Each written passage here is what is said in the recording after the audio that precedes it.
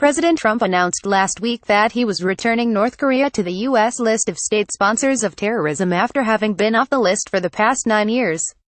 Americans may wonder what dramatic event led the U.S. president to redesignate North Korea as a terrorism-sponsoring nation. Has Pyongyang been found guilty of some spectacular terrorist attack overseas, or perhaps of plotting to overthrow another country by force? No, that is not the case.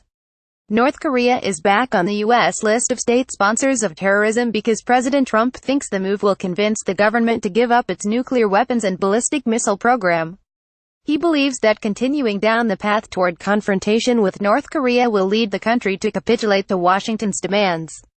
That will not happen. President Trump and Secretary of State Rex Tillerson argued that North Korea deserved to be back on the list because the North Korean government is reported to have assassinated a North Korean citizen, Kim Jong-un's own half-brother, in February at the Kuala Lumpur International Airport. But what does that say about Washington's own program to assassinate U.S. citizens like Anwar al-Awlaki and his 16-year-old son under Obama, and later Awlaki's 6-year-old daughter under Trump? Like Kim's half-brother, Awlaki and his 2 children were never tried or convicted of a crime before being killed by their own government. The neocons, who are pushing for a war with North Korea, are extremely pleased by Trump's move. John Bolton called it exactly the right thing to do. Time to buy old U.S. gold coins. Designating North Korea as a state sponsor of terrorism will allow President Trump to impose the highest level of sanctions on North Korea. Does anyone believe more sanctions, which hurt the suffering citizens of North Korea the most, will actually lead North Korea's leadership to surrender to Washington's demands? Sanctions never work.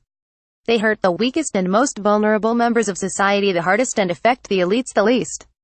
Swords into plowshares. Ron Paul best price $2.04, buy new $11.98 as of 0525's details. So North Korea is officially a terrorism sponsoring nation according to the Trump administration because Kim Jong-un killed a family member.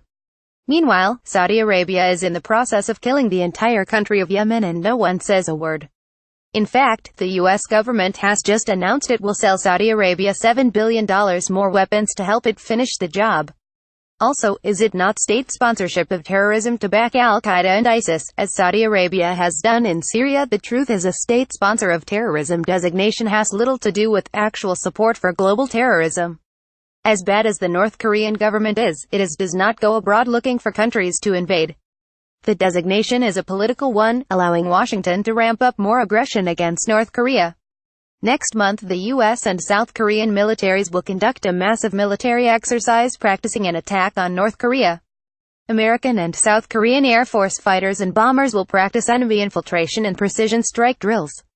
Are these not also to be seen as threatening? What is terrorism? Maybe we should ask a Yemeni child constantly wondering when the next Saudi bomb overhead might kill his family. Or perhaps we might even ask a Pakistani, Somali, Iraqi, Syrian, or other child who is terrified that the next U.S. bomb will do the same to his family. Perhaps we need to look at whether U.S. foreign policy actually reflects the American values we claim to be exporting before we point out the flaws in others. The best of Ron Paul.